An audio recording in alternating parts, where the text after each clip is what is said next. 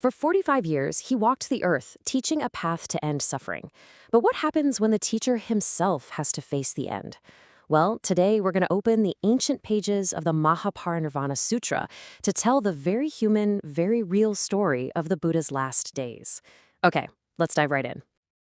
This right here, this is the core message. It's the truth he lived by, and it's the one he was about to demonstrate in the most profound way possible. Think about it. Everything that's built up, everything that comes together must eventually fall apart, and that includes even a Buddha. You'd expect some kind of huge cosmic event, right? Well, it is, but it all starts not with a bang, but with a quiet, almost heartbreakingly simple missed opportunity. A single moment that, if it had just gone a little differently, could have changed everything. So our story begins in the city of Vaishali. The Buddha is there, sitting with his closest disciple, his attendant, Ananda. And it's in this quiet moment that he offers this cryptic, world-altering choice. He says this not once, not twice, but 3 times to Ananda. It's a massive hint, you know? He's basically saying, hey, I have the power to extend my own life for the good of everyone. All it would take is for his most loyal student to just ask. And what's so wild about this is how fast it all happens. The Buddha offers the hint. But the text says Ananda's mind was like possessed by Mara, the tempter demon, so he doesn't get it. He just stays silent. And in that tiny window of silence, boom, Mara himself shows up and says, time's up. And the Buddha agrees. Just like that, it's done. A single moment of not paying attention, and his fate is sealed. And this is where you just feel the weight of it. On one hand, this incredible offer was on the table, a chance for the world to have its greatest teacher for so much longer. And on the other, just silence. The door was wide open, but nobody walked through it. It's just tragic. The moment the Buddha decides, okay, I'm letting go, the entire earth literally trembles. And that shock finally snaps Ananda out of it. He realizes what just happened, what he failed to do, and he begs the Buddha, please, please stay. But it's too late. The Buddha just gently tells him the time for asking has passed. The final 3-month countdown has officially begun. So what follows is this final journey, almost like a farewell tour through all these cities and villages. It's a trip that's packed with his final teachings, yeah, but you can also just feel this deep, deep sadness everywhere he goes. Can you imagine? As he's leaving Vaishali, he turns back and looks at the city one last time. The people are just weeping, pleading with him not to go, but he has to keep moving. The whole scene is so emotional, so significant, that even the heavens seem to react. I mean, what an image, right? The sutra gives us this picture of the gods themselves weeping from the sky. It really shows you that this wasn't just some human loss. It felt like the whole universe was grieving his departure. And then, not long after, he accepts his last meal. It's from a blacksmith named Kunda. Unfortunately, the food makes him incredibly sick. Kunda is obviously devastated, thinking he's just poisoned his teacher. But the Buddha, even in his own agony, is just overflowing with compassion. He tells Ananda, go comfort Kunda. Make sure he knows he's not to blame. In fact, tell him that 2 offerings in my life were the absolute best. The one I ate right before my enlightenment, and this one, his. So, as his physical body starts to fail, the Buddha's mind turns completely to his legacy. He knows his followers are just terrified of what a world without him looks like. So he gives them something that can't ever die. And this is absolutely crucial. He's not picking a new leader. He's not appointing a successor. He's basically saying, don't follow a person, follow the path, the teachings, the Dharma. That's your guide now.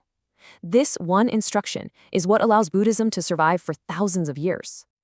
And what is it that he's heading towards? It's not just death in the way we think of it.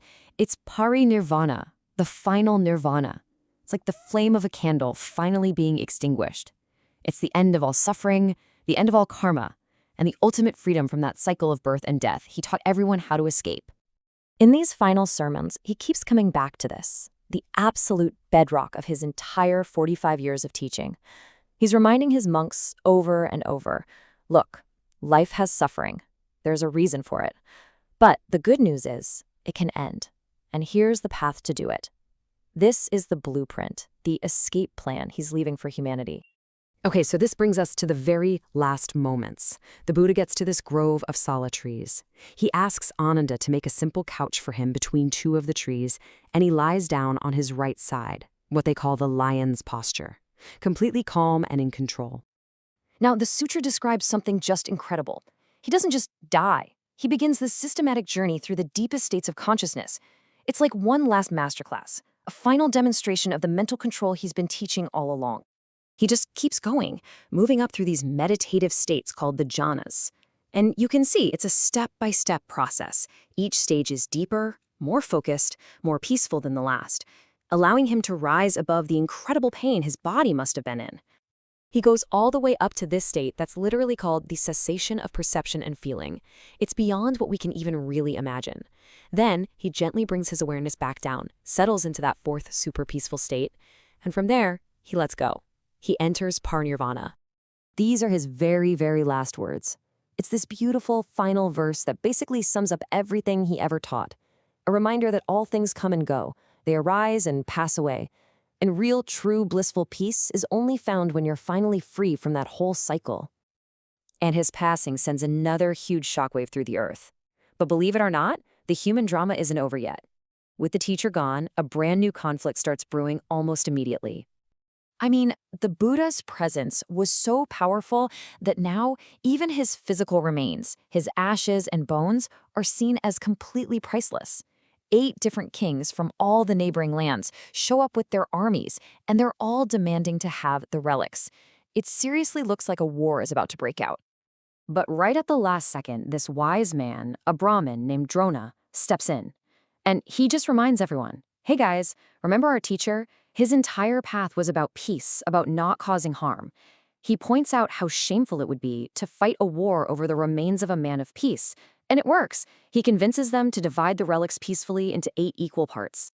So each king takes his share, goes back to his kingdom, and builds one of these amazing memorial mounds, a stupa, to house the relics.